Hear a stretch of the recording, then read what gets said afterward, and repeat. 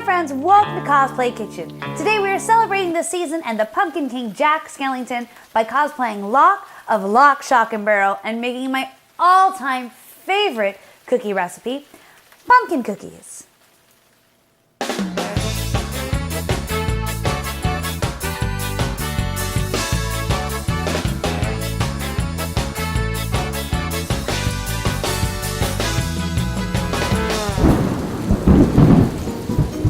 The very first jack-o'-lanterns came from the story of about a man named Jack, who was wandering the earth carrying a coal from hell, but he carried it inside of a turnip.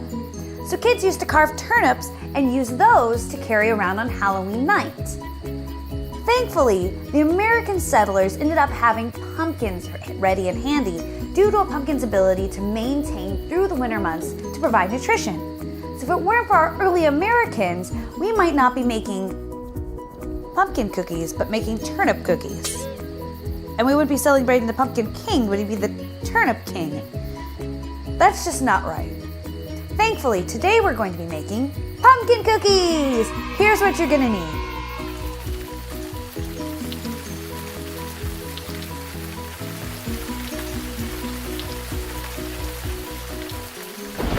First thing we're gonna do is mix all of our dry ingredients together to make sure that everything is well mixed and well incorporated. You're welcome to sift it, but realistically, giving a quick whisk works just as well. So once we've given those a quick whisk, we're gonna take our sugar,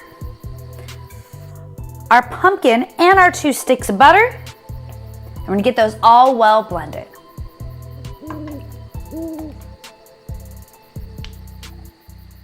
All right, let's go ahead and cream those together. It's gonna look a little funky at first, but I promise it's going to be amazing.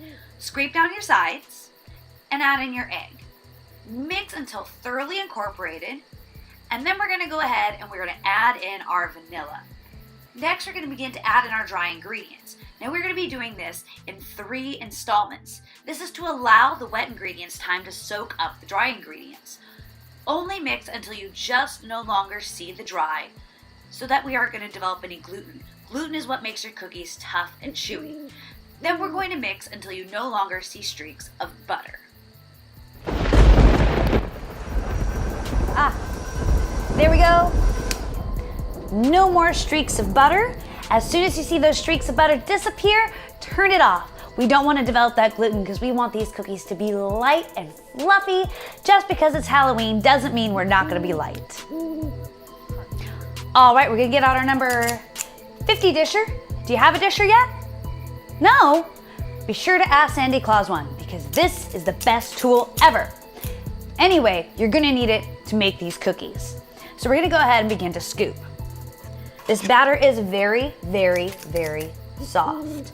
Yes, it can be done with 2 spoons, but having a disher, or ice cream scoop if you choose to call it so, makes things so much easier. To make sure that they brown properly, we're gonna do 12 to a pan. And we're gonna be baking these at about 350 degrees. What do I mean about? There's no about in baking. 350 degrees. They're going to be light and puffy. You don't wanna look for too much browning, just until they look set. If they're fully browned, they've gone a little too far. And no one likes it when you take Halloween too far. All right, this pan is prepped and ready for the oven. There you have it, pumpkin cookies. As you can see, on the bottom is just a little bit darker than the top. If the browning goes all the way around, you've taken it a little bit too far. We baked them for roughly about 10 minutes.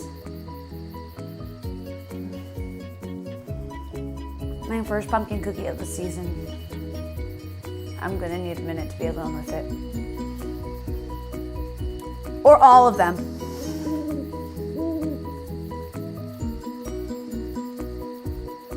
Oh, I'm sorry, we need to finish. So, if you had a good time, thank you so much for joining us. Throw up a like, maybe consider subscribing. Join us the remainder of the year. We have all kinds of holiday shenanigans ready for you.